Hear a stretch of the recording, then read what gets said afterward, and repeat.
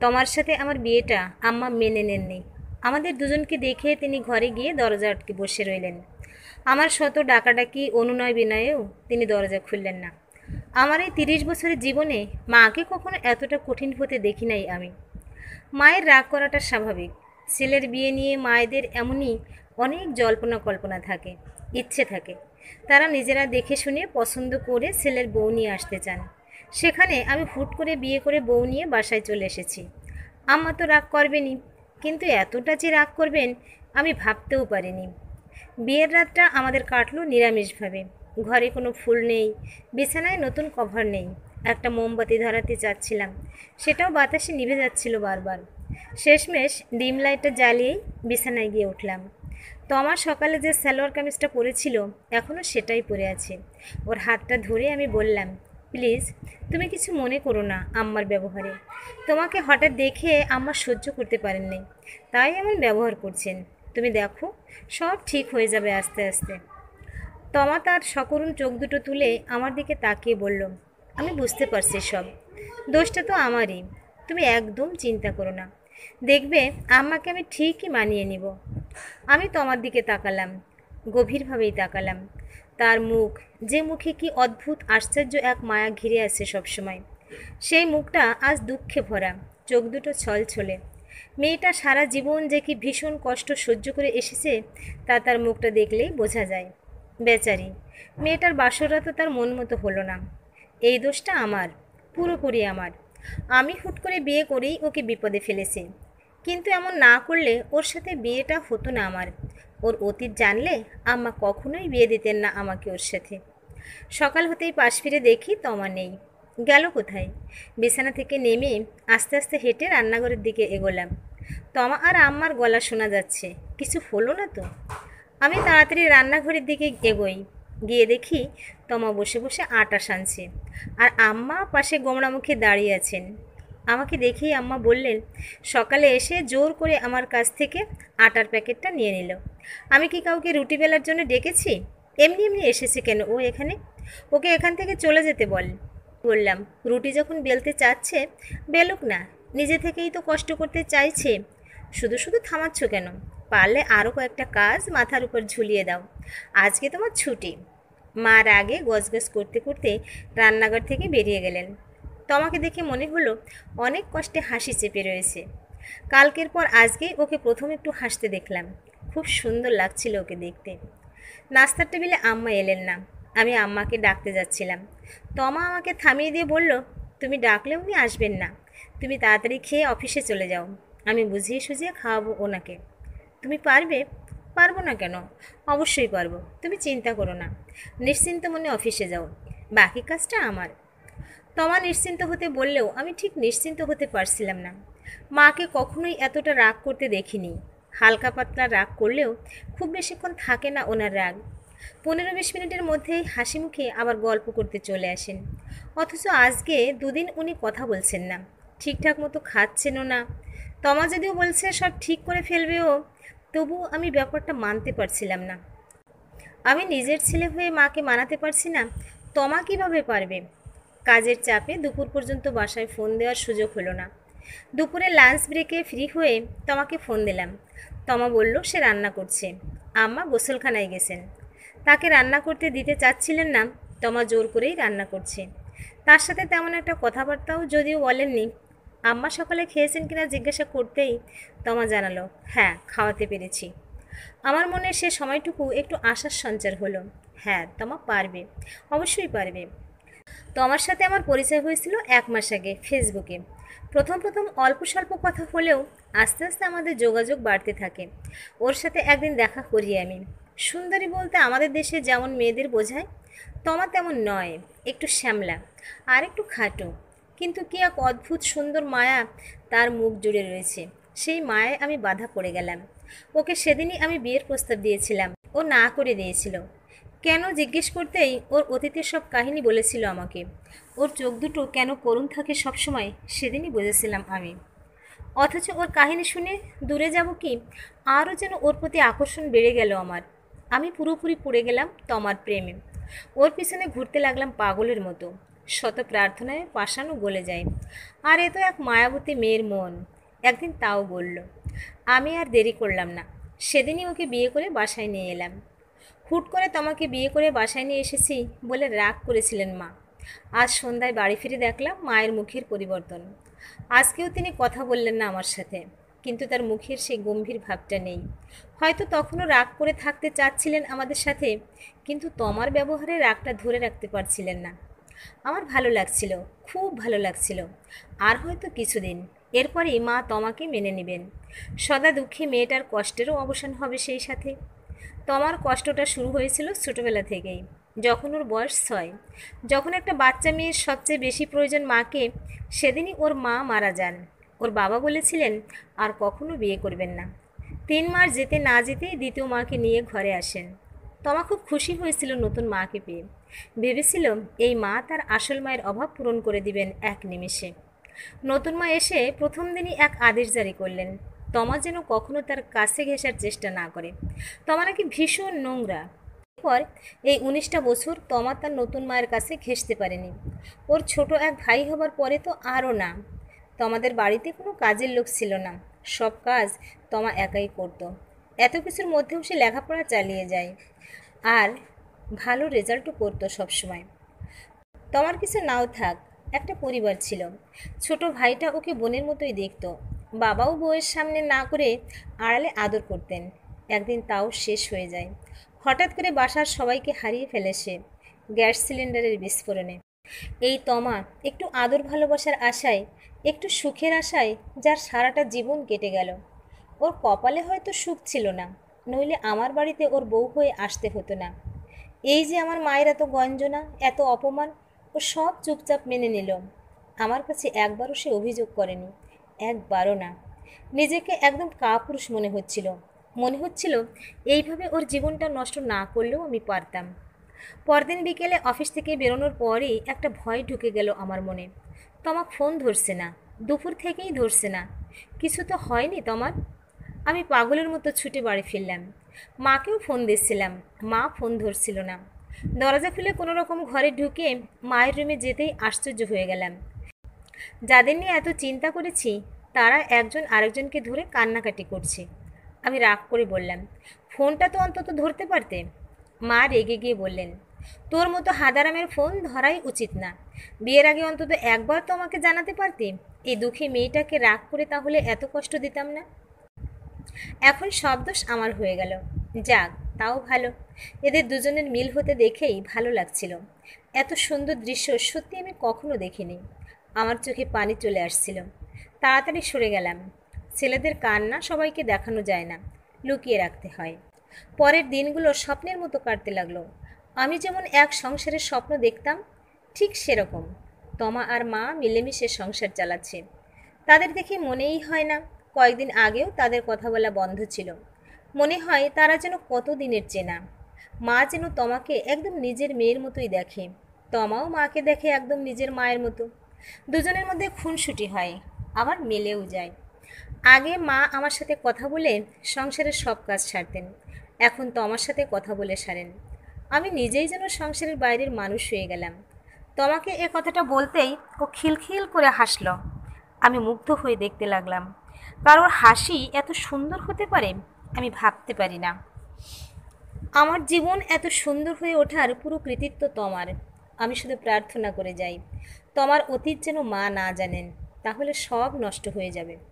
আমার অফিসে একটা প্রমোশনের অফার চলে আসে। কিছুদিনের মধ্যেই হয়ে যাবে প্রমোশনটা। আমি যেন তখন পাখির ডানায় ভর করে আকাশে উঠছি। সেদিন মিষ্টি নিয়ে বাসায় এসেছি। রুমে গিয়ে শার্টটা খুলছি, তমা এসে বিছানার পাশে দাঁড়ালো। মুখটা নিচু করেই বলল, আমরা হুট করে বিয়ে করায় মা রাগ করেছিলেন তাই না? আমি বললাম, হ্যাঁ, কেন? সেই রাগ এখনও মনে হয় আমি ভাঙতে পারিনি। তিনি এখনও বউ হিসেবে মানতে পারেননি আমাকে। আমি অবাক হয়ে বললাম, কেন, কি হয়েছে? তমা কিছু বলল না, চুপচাপ সরে যায়। আমি আরও কয়েকবার ওকে জিজ্ঞেস করি, তমা নির্বিকার। ওর মুখ থেকে একটা কথাও বের করতে পারি না আমি। আমার ভরসা কেবল এখন মা। মায়ের কাছে গিয়ে জিজ্ঞেস করি, তোমার সাথে কি তমার কিছু হয়েছে? মা ভীষণ অবাক হয়ে বলল, না, তেমন কিছু তো হয়নি। দুপুরে ও মাংস ভুনা করতে চেয়েছিল, আমি ঝোল করে রান্না করতে বলেছিলাম। এই নিয়ে একটু কথা কাটাকাটি হয়েছে, আর বেশি কিছু না। তুমি তমাকে কিছু বলনি? না, কিছুই বলি নাই। শেষে শুধু বলেছিলাম, দেখো বড়রা যা বলে শুনতে হয়, না হলে লোক অভদ্র বলে। এটা শুনে ও বলল, ঠিক আছে মা, আপনি যেভাবে বলবেন সেভাবেই রান্না হবে। আর তো কোনো কথা হয় নাই আমাদের মধ্যে। আমি আম্মার হাতটা ধরে বললাম, প্লিজ মা, তুমি তো জানো তোমার সারা জীবন কতটা কষ্ট পেয়ে এসেছে। এখন ও একটা পরিবার পেয়েছে, আমাদের পেয়েছে। প্লিজ ওকে কড়া করে কিছু বলো না, মেয়েটা কষ্ট পায়। মা গাল ফুলিয়ে বলল, তাহলে গুরুজন হিসেবে আমি কি কিছুই বলতে পারবো না? আমি বললাম, পারবে, অবশ্যই পারবে, শুধু একটু বুঝিয়ে বললেই হবে। মা মুখটা গম্ভীর রেখেই বললেন, আচ্ছা ঠিক আছে। রাতে তোমাকে বললাম, মায়ের সাথে কথা হয়েছে, সব ঠিক হয়ে যাবে। তমা মাথা নিচু করে রেখেই বলল, কিচ্ছু ঠিক হবে না, কিচ্ছু ঠিক হবে না। আমি যা বুঝতে পারি তুমি তা পারো না। মেয়েদের বুঝতে পারার মতো মন এখনও হয়নি তোমার। পরের কয়েকটা দিন সব কিছু থমথমে কাটল। মায়ের মুখটা গম্ভীর, তোমার চোখের করুণ দৃষ্টিও ফিরে এসেছে। দুজন একসাথেই থাকে, সংসারের কাজ করে, কিন্তু কোনো কথা হয় না দুজনের মধ্যে। আমার কেন যেন অসহ্য লাগে ব্যাপারটা। এর মাঝেই এমন একটা ব্যাপার ঘটলো, আমার মনে হলো পরিবেশ পরিস্থিতি সব পাল্টে যাবে। একদিন অফিস থেকে ফেরার পর তোমার সলজ্জ মুখে জানালো সে মা হতে চলেছে। আমার আর আনন্দের সীমা রইল না। ছুটে গিয়ে মাকে ব্যাপারটা জানালাম। বুঝতে পারছিলাম না মা কেমন প্রতিক্রিয়া দেখাবেন খবরটা শুনে। কিন্তু আমার খবর শুনে মা ছুটে এলেন, চিৎকার করে তমাকে জড়িয়ে ধরলেন। আমিও জানলাম মা আর তমার মধ্যে শীতল যুদ্ধের অবসান হলো। কিন্তু তেমনটা হলো না। মা তোমাকে দেখতে পারছিলেন না কেন যেন। তমা প্রতি রাতেই আমাকে বলতো সব কথা। মায়ের চিৎকার দেখে আমি ভেবেছিলাম তিনি খুব খুশি হয়েছিলেন, কিন্তু না। এর পরদিনও তিনি তমার সাথে কোনো কথা বলেননি। তমার ঘাড়ে এত এত কাজ চাপিয়ে দিয়েছেন, অথচ তমার এখন কাজ কম করার কথা। আমি পরদিন মাকে জিজ্ঞেস করলাম ব্যাপারটা। মা থমথমে গলায় বললেন, তোকে কি বউ সব কথা বলে? আমি বললাম, হ্যাঁ। বউ জামাইকে বলবে না তো কাকে বলবে? মা বললেন, ও একদম কাজ করবেই না বলে দিয়েছিল। আমি বলেছিলাম, এখনও প্রেগন্যান্সির প্রথম স্টেজ, কাজ করলে অসুবিধা নাই। তোমাদের কারোরই কাজ করা লাগবে না, আমি কালকে থেকে বুয়া রেখে দিব। দরকার নাই এত টাকা খরচ করে বুয়া রাখার, সব কাজ আমি করব। টাকা খরচ হবে কি না সেটা আমার ব্যাপার, তোমাদের আর কোনো কাজ করতে হবে না, এটাই ফাইনাল। মা থমথমে মুখে বসে রইলেন। বুয়ার রাখার ব্যাপারটা তিনি মানতে পারছিলেন না। পরদিন বুয়া এলো। মা অনিচ্ছায় তাকে কাজ করান আর ভুল ধরেন, আর বারবার বলেন, নিজের বাসার মানুষ কাজ করলে এত ভুল হয় না। কথাটা তমাকে নিয়েই বলা। তমা ছলছল চোখে বলে, প্লিজ তুমি বুয়াকে বাদ দিয়ে দাও, যত কষ্টই হোক আমি কাজ করব। আমি ওকে থামিয়ে দিয়ে বলি, তোমাকে কাজ করতে মানা করেছি, আর কোনো কথা হবে না। এর মধ্যে একদিন বাসায় এসে দেখলাম সবার মুখ থমথমে। তমা ঘরে বসে কাঁদছে। কি হয়েছে বলে না। আমি মাকে গিয়ে জিজ্ঞেস করলাম, কি হয়েছে?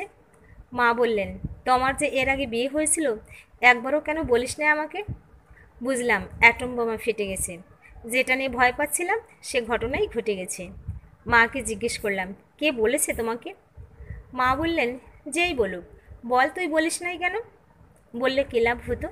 তুমি ওকে বিয়ে করতে দিতে, আর ওর আগে বিয়ে হলেই বা কি? তবু জানাতে তো পারতে। এখন তো জানলে। এখন জানা আর আগের জানার মধ্যে অনেক তফাৎ। আমি মায়ের সাথে আর কথা না বাড়িয়ে তোমার কাছে ফিরে এলাম। তমা আমাকে জড়িয়ে ধরে কাঁদতে কাঁদতে কোনো রকমে আস্তে আস্তে বলল, মা আমাকে যা না তাই বলেছে। আমি বললাম, চলো তোমাকে নিয়ে আজকেই আমি অন্য কোথাও চলে যাব। তমা আমার হাত ধরে বলল, না না, দরকার নেই, মা একা হয়ে যাবেন, আর এ সময় আমারও একজন মুরব্বী মানুষের পরামর্শ দরকার। মা ছাড়া আর এমন মুরব্বী কেউ আছেন আমাদের? সেদিন শুধু তোমার জন্যই আমি বাসা থেকে যেতে পারিনি। খুব ভুল করে ফেলেছিলাম। তোমার প্রথম বিয়ের ব্যাপারে আমি জানতাম। ওর সাথে যেদিন প্রথম দেখা হয়েছিল আমার, সেদিনই ব্যাপারটা আমাকে বলেছিল সে। তোমার পুরো পরিবার মারা যাবার পর ও যখন খুব একা, তখন ছেলেটার সাথে ওর পরিচয়। তোমার তখন একটা মানসিক সাপোর্ট দরকার। সেই সাপোর্টটা তোমার পুরোপুরি পায় সেই ছেলেটার কাছ থেকে। তোমার স্বাভাবিকভাবেই তার প্রতি দুর্বল হয়ে পড়ে। এরপর ওদের বিয়ে হয়ে যায়। বিয়ের পর তমা বুঝতে পারে কি ভীষণ ভুলটাই না করেছে ও। ছেলেটা একে নেশাখোর, দুয়ে লম্পট, অনেক অনেক মেয়ের সাথে সম্পর্ক আছে তার। তমা খুব করে চেষ্টা করেছিল তাকে শোধরানোর জন্য। লাভ হয়নি, বরঞ্চ এর বদলে অমানসিক নির্যাতনের শিকার হয় ও। একদিন সাহস করে বেরিয়ে যায় ঘর থেকে। এরপর থেকে ওরা আলাদা। তমা আমাকে সব কিছুই বলেছিল। আমিও ওকে মানা করেছিলাম মাকে কিছু না জানাতে। এই কথা জানতে পারলে মা কিছুতেই ওকে মেনে নিতেন না। কিন্তু আমার সব চেষ্টা ব্যর্থ হয়ে গেল। মা সব জেনে গেছেন। হয়তো তোমার সাথে আর সম্পর্ক স্বাভাবিক হবে না ওনার। কিছুদিন পর এক রাতের বেলা অফিস থেকে ফিরতে দেরি হয়েছিল। রাতের খাবার শেষ করে রুমে এসে বসেছি। হঠাৎ তমা আমাকে জড়িয়ে ধরে আকুল হয়ে কান্না করা শুরু করে দিল। আমি জিজ্ঞেস করলাম, কি হয়েছে? তমা কাঁদতে কাঁদতেই বলল, মা আজকে আমাকে খুব বাজে কথা বলেছেন। বলেছেন কান্নাকার বাচ্চা পেটে নিয়ে চলছি। কি? হ্যাঁ, বলেছেন বিয়ের এই কয়দিনের মধ্যেই বাচ্চা আসা সম্ভব না। এটা নাকি তোমার বাচ্চা না।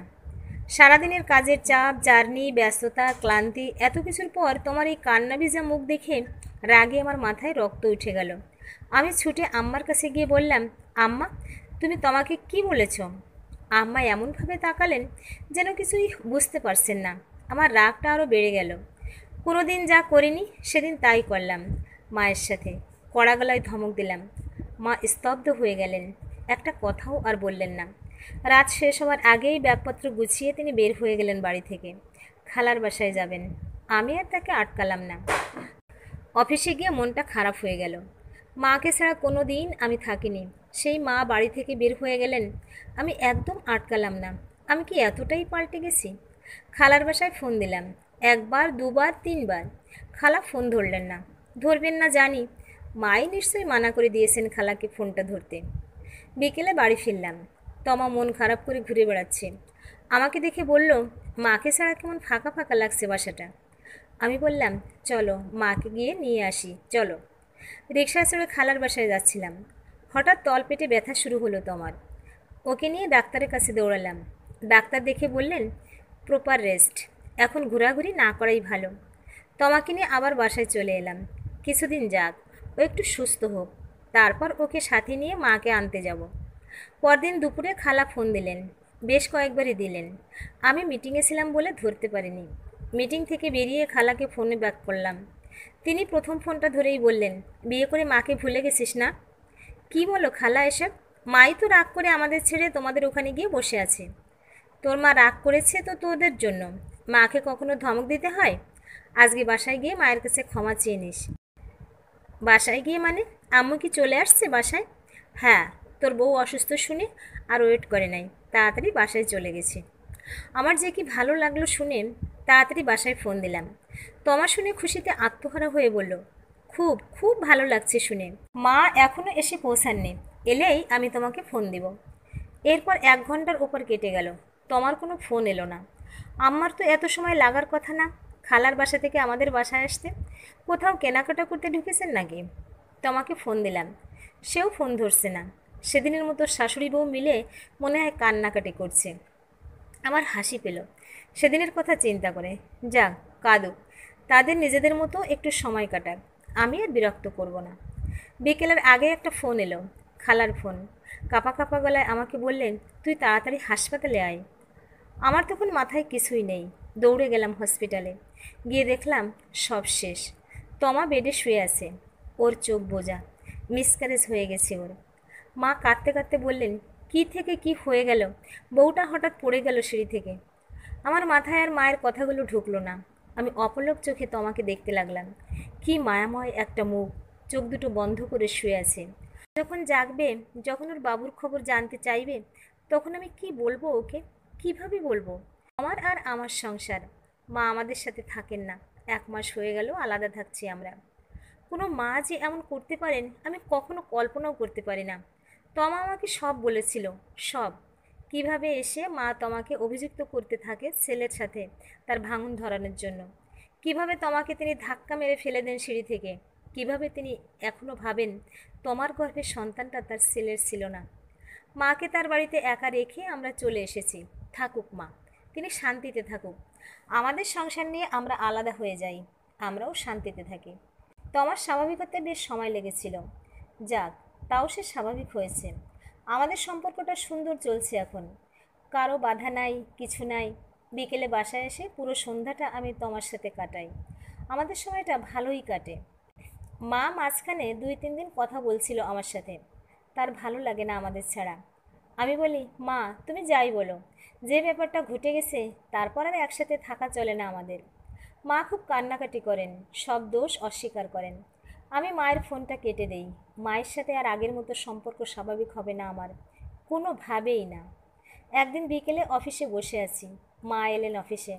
এসে বললেন, আমার বিরুদ্ধে যত অভিযোগ তোর আছে সব তো তমাই করেছিল তোর কাছে, তাই না? যেই করুক, অভিযোগ তো সত্য। মা রাগি চোখে তাকিয়ে বললেন, ঠিক আছে, কালকে আমি যাব তোর বাসায়। তুই তো আমাকে ঘাড় ধরে বের করে দিবি না, তাই না? না, এমন কেন করব? ঠিক আছে, তোর বাসায় তোর সামনে বসে সে আমার নামে অভিযোগগুলো করবে, আমি শুনবো। বলেই মা উঠে চলে গেলেন।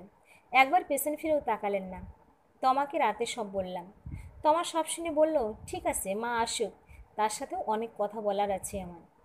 পরদিন অফিস থেকে একটু তাড়াতাড়ি বাসায় ফেরার চেষ্টা করছিলাম, কিন্তু পারলাম না। মঈন ভাই আটকে দিলেন। অফিস থেকে বেরোনোর সময় রুমে ডাকলেন মঈন ভাই। বললাম, ভাই তাড়া আছে। তিনি শুনলেন না, বললেন, তোমার তাড়ার চাইতেও আমার কথা শোনা জরুরি। গেলাম তার রুমে। তার রুমে তিনি ছাড়াও আরেকজন ছেলে বসে আছে, গোলগাল ভদ্র চেহারা। মঈন ভাই পরিচয় করে দিলেন, ও হলো হাসান, আমার ছোট ভাইয়ের বন্ধু। হাসানের সাথে হ্যান্ডশেক করে চেয়ারে বসলাম। হাসান কোনো ভনিতা না করে সরাসরি আমাকে জিজ্ঞেস করলো, তোমার সাথে আপনার বিয়ে হয়েছে কতদিনে? আমি অবাক হয়ে মঈন ভাইয়ের দিকে তাকালাম। তিনি মাথা নেড়ে আশ্বস্ত করলেন প্রশ্নের উত্তর দেওয়ার জন্য। আমি বললাম, 4 মাস। আপনারা আগে একজন আরেকজনকে চিনতেন? বিয়ের আগে 1 মাস কথা হয়েছিল, ওইটুকুই চেনা জানা। তোমার আগে একবার বিয়ে হয়েছিল, জানতেন? জানতাম, সে আমাকে বলেছিল। বিয়ের আগে তার এক্স হাজবেন্ডের সাথে একবারও কথা বলার প্রয়োজন ছিল না আপনার? আমার ইচ্ছে হয়নি। তার স্বামী ছিল নেশাখোর আর লম্পট, এজন্যই তার সাথে কথা বলার ইচ্ছা হয় নাই আমার। হাসান বেশ কিছুক্ষণ চুপ করে থেকে বললেন, আমি তার এক্স হাজবেন্ড। আমি ভীষণ চমকালাম। তমা তার প্রথম স্বামীর যেমন বর্ণনা দিয়েছিল তার সাথে ওনাকে মেলাতে পারছিলাম না। হাসান বলে চলল, আপনাকে যেমন দেখব বলে ভেবেছিলাম আপনি ঠিক তেমন, সহজ সরল বিশ্বাসী। সবার কথা অল্পতেই বিশ্বাস করে নেন, যাচাই করতে যান না। আমিও আপনার মতোই ছিলাম, ছিলাম বলেই তমার ফাঁদে পা দিয়েছিলাম। আপনি কি বলছেন আমি বুঝতে পারছি না ভাই। আপনি খুব বড় একটা বিপদের মধ্যে আছেন। আপনি জানেন না বাসায় আপনি কাকে নিয়ে রেখেছেন। সে উন্মাদ, বদ্ধ উন্মাদ। সাইকো বলতে আমরা যে জিনিসটা জানি, তমা হচ্ছে ঠিক সেটা। আমি আপনার কথা এখনো বুঝতে পারছি না। শোনেন, তমা নামে যে মেয়েটা আপনার ঘরে বউ হয়ে আছে না, তার আসল নাম তমা না। জানি, জানি, বিয়ের রেজিস্ট্রেশনের সময় ওর এনআইডি কার্ড দেখিয়েছিল হাবিজাবি। এসব সব কিছুই ভুয়া, নকল জিনিস দেখিয়েছিল আপনাকে। আপনি বা বিয়ের রেজিস্ট্রির লোক যাচাই করে দেখতে যান নাই বলেই ধরা খেয়েছেন। এসব কি বলছেন? এখনও কিছুই বলি নাই, বলা শুরু করছি কেবল। তোমার ছোটবেলায় মা মারা যায়, সৎমা এসে অত্যাচার করে ওকে। এসব কথা বলেছে ও আপনাকে, তাই না? সব কথাই ঠিক আছে। আমার মনে হয় সৎ মায়ের অত্যাচারে ওর ছোটবেলাতেই মানসিক বিকারগ্রস্ততা দেখা যায়। আমার আপনার মতো সাধারণ ছোটবেলাও সে তো পায় নাই। মানসিক বিকারগ্রস্ততা থেকে মাদারলি ফিগারদের প্রতি ওর একটা চরম বিতৃষ্ণা গড়ে ওঠে। সেই বিতৃষ্ণা থেকেই মায়ের বয়সী মহিলাদের ক্ষতি করা শুরু করে ও। আমাদের দুর্ভাগ্য যে মেয়েটা খুব ট্যালেন্টেড, তাই ওর ক্রাইমের কোনো ঠিক ঠিকানা পাওয়া যায় না। ক্রাইমগুলো যে সেই করেছে সে বিষয়ে কোনো সন্দেহ নাই, কিন্তু ও এমনভাবে ক্রাইমগুলো করে যে তার কোনো প্রমাণ পাওয়া যায় না। আর ওপরওয়ালার ইচ্ছায় ও পেয়েছে একটা মায়াবী চেহারা। এই চেহারা দেখলে কেউ বিশ্বাসও করবে না ওসব ওর কাজও। কি করে ও? অনেক কিছুই করেছে। ওর আসল নাম বের করে স্কুলে খোঁজ নিয়েছিলাম আমি। ওর ক্লাসে 3টা ম্যাডামের সমস্যা হয়েছিল। এক ম্যাডামের তো সংসারই ভেঙে যায় ওর জন্য। ম্যাডামের সাথে ওদের স্কুলের এক স্যারের সম্পর্ক ছিল, সেটা ওনার হাজব্যান্ডকে জানিয়ে দেয় কেউ। আমি শিওর এটা তমা ছাড়া কেউ না। আরেক ম্যাডামের স্টান্ট রিলিজ হয়ে যায় ক্লাসে একটা মেয়েকে গালি দিয়েছিলেন বলে। এটা শিক্ষা অফিসারকে একজন চিঠি লিখে জানিয়ে দেয়। কে দেয় জানেন? সে সময় তোমার যে বেস্ট ফ্রেন্ড ছিল সে। তমা কোনো না কোনোভাবে ওকে ইনফ্লুয়েন্স করেছিল, জেনে রাখবেন। এরপর শোনেন, সবচেয়ে ভয়ঙ্কর গল্পটা বলি। ওদের ক্লাসের এক ম্যাডাম ছিলেন বদরাগী, সব স্টুডেন্টদের মারতেন খুব করে। সেই ম্যাডামের কি হয়েছিল জানেন? তার লাশ পাওয়া গিয়েছিল স্কুল বিল্ডিংয়ের নিচে, ছাদ থেকে পড়ে নাকি মারা গেছেন। অথচ তিনি ছাদে গেছিলেন কেন কেউ জানে না। এখানেও তোমার হাত ছিল। ছিল, অবশ্যই ছিল। তমা আপনাকে ওদের পরিবারের কথা বলেছে না? সিলিন্ডার ব্লাস্টে মারা গেছে সবাই। সবাই মরল, তমা মরল না কেন? সে পুরো ব্যাপারটা সাজিয়েছিল, এমনভাবে সাজিয়েছিল যে কেউ ধরতেই পারেনি ব্যাপারটা। আমার গা শিরশির করে উঠল। বললাম, আপনি আন্দাজে কথা বলছেন। মোটেই না। ও ভীষণ রকম ম্যানিপুলেটিভ পারসন। ও কিভাবে আপনাকে মায়া আচ্ছন্ন করে ফেলবে আপনি বুঝতেও পারবেন না। আপনার কোনো ক্ষতি হওয়ার আগ পর্যন্ত ওর আসল নেশাটা ধরতেই পারবেন না আপনি। অনেক সময় ক্ষতি হলেও পারবেন না। ও এমনভাবে কথায় ভুলিয়ে রাখবে আপনাকে, আপনি অন্য কোনোভাবে ভাবতেই পারবেন না। আপনার মা কি এখন আপনার সাথে থাকে? না। এই তো খেলা শুরু হয়ে গেছে। ও গেম খেলছে আপনাকে নিয়ে। টার্গেট আপনার মা। আপনি সেই গেমে গুটি হয়ে কেবল এদিক ওদিক সরেছেন। বুঝতেও পারেননি কিভাবে ও মাকে আপনার থেকে আলাদা করলো। আগে একটা বিয়ে হয়েছিল এই বলে, তাই না? ও বলেনি। কে বলেছে আমি জানি না, সেই বলেছে। নাইলে আপনার মা কিভাবে জানলো? নিজে না বললেও অন্য কাউকে দিয়ে বলিয়েছে। হয়তো বাসায় কাজের বুয়া, নাইলে প্রতিবেশী। কিন্তু কথাটা বলিয়েছে সে। মনে রাখবেন, ও বিষধর সাপের মতো। ওর চাল আপনি ধরতে পারবেন না। তোমাকে নিয়ে এত কথা আমার বিশ্বাস হচ্ছিল না, রাগ লাগছিল। আমি বললাম, আপনি কিছুই জানেন না। এই সামান্য বিষয়ে মা আমাদের থেকে আলাদা হননি। তোমা নিজেই চাচ্ছিল মাকে নিজের কাছে রাখতে। শেষ পর্যন্ত মায়ের ধাক্কায় মিসক্যারেজ হয়। হাসান, মিসক্যারেজ হয়েছে? কি বললেন? মায়ের ধাক্কায়? মানে মা ওকে ধাক্কা মেরেছিল, এটা কে বলেছিল আপনাকে? তমা। তমা নিজেই বলেছিল। মাই গড, ও এতটা নিচে নামতে পারে ভাবিনি। শুধু একজনকে কষ্ট দেবার জন্য নিজের বাচ্চাকে। আমি রেগে গিয়ে বললাম, আপনি ডিলিউশনাল, ভুলভাল বকছেন। তমা আপনাকে ফেলে চলে এসেছিল বলে আজে বাজে কথা শোনাচ্ছেন আমাকে। হাসান হতাশ গলায় বললেন, ঠিক আছে, আমি বুঝতে পারছি আপনাকে জানানো বৃথা। আপনি শুধু এখন সাবধান থাকবেন আর চোখ কান খোলা রেখে চলবেন। মাকে আর তমার আশেপাশে আসতে দিবেন না, নইলে আমার মতো অবস্থা হবে আপনার। কি হয়েছে আপনার? হাসান একটু চুপ করে থেকে বললেন, আমার মায়ের সাথেও তমার মিল ছিল না। তমা খুব করে চেষ্টা করছিল আমার থেকে মাকে আলাদা করার, পারেনি। এরপর একদিন বাসায় এসে দেখি আম্মা নিথর হয়ে পড়ে আছেন। কিভাবে মারা গেছিলেন আম্মা জানেন? Insulin overdose. কে দিয়েছিল? আম্মা নিজেই নাকি দিয়েছিলেন। যে মানুষ গত 20 বছর ধরে ইনসুলিন নেন, তিনি নাকি ইনসুলিনের মাত্রা বুঝতে পারেননি। তো এসব আমাকে বলে কি হবে? পুলিশকে বলেন। পুলিশ কি বলবে? একজন মানুষ নিজে ইনসুলিন নিয়ে মারা গেলে সেখানে পুলিশের কি করার? তমা নিজের হাতে সাপটা পর্যন্ত রাখেনি। এত চালাকও। আমি আপনাকে একটা ভালো বুদ্ধি দিচ্ছি, ছেড়ে দেন ওকে, নইলে সারা জীবন পস্তেও শান্তি পাবেন না। আমার কাছে তার কথা পাগলের প্রলাপের মতোই লাগছিল। কে শোনে এসব পাগলের কথা? আমি উঠে বাড়ির দিকে রওনা দিলাম। অনেক দেরি হয়ে গেছে। মা নিশ্চয়ই এতক্ষণে চলে আসছেন বাড়িতে। আরও ঘন্টাখানেক আগেই চলে আসার কথা। যদিও মা এখনও ফোন দেননি আমাকে, তমাও না।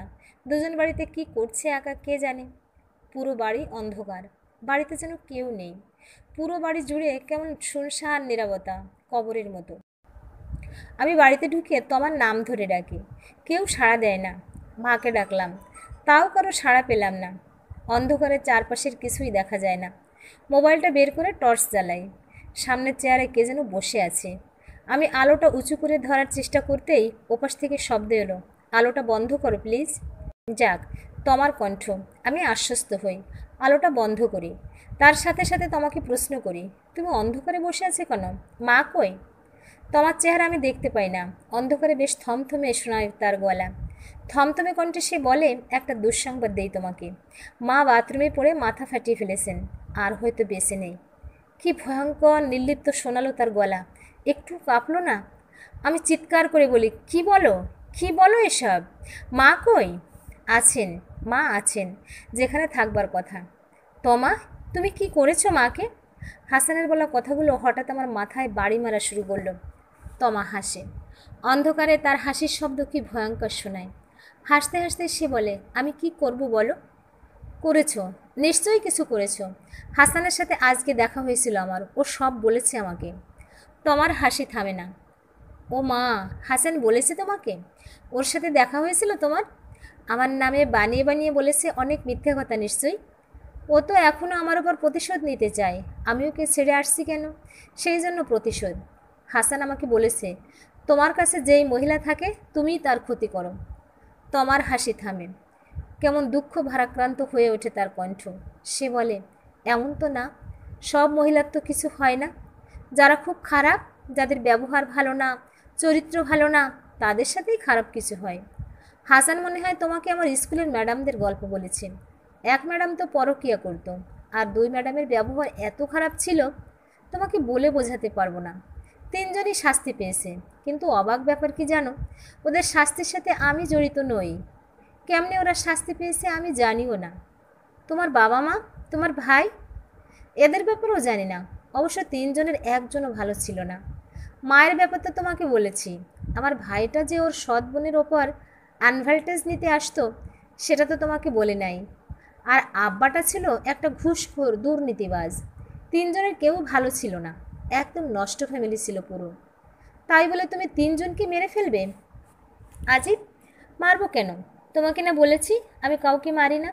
এসব তোমার ভুল ধারণা। হাসান এসব ভুল ধারণা তোমার মধ্যে ঢুকিয়েছে।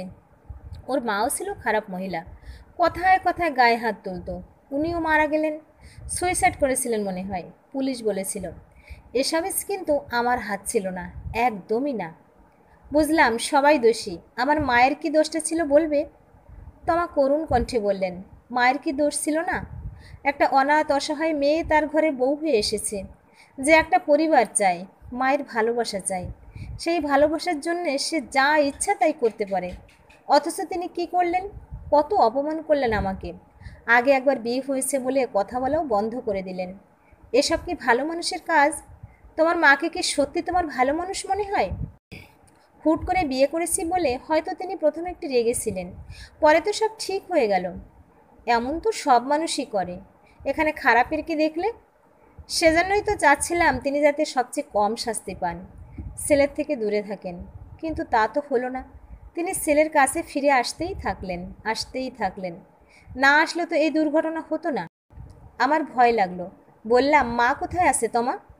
বললাম তো একবার, যেখানে থাকার কথা সেখানেই আছেন। ওর হেয়ালি কথা শোনার সময় ছিল না। আমি মাকে খুঁজতে লাগলাম। ভিতরের অন্ধকার ঘরে বাথরুমের সামনে কেউ একজন পড়ে আছেন। আমি তাড়াতাড়ি লাইট জ্বালালাম। লাইট জ্বালাতেই দেখি রক্ত, একদলা রক্তের মাঝে মা পড়ে আছেন। তার কোনো সেন্স নেই। সেদিন রাতের বেলায় কিভাবে মাকে নিয়ে আমি হসপিটালে এসেছিলাম জানি না।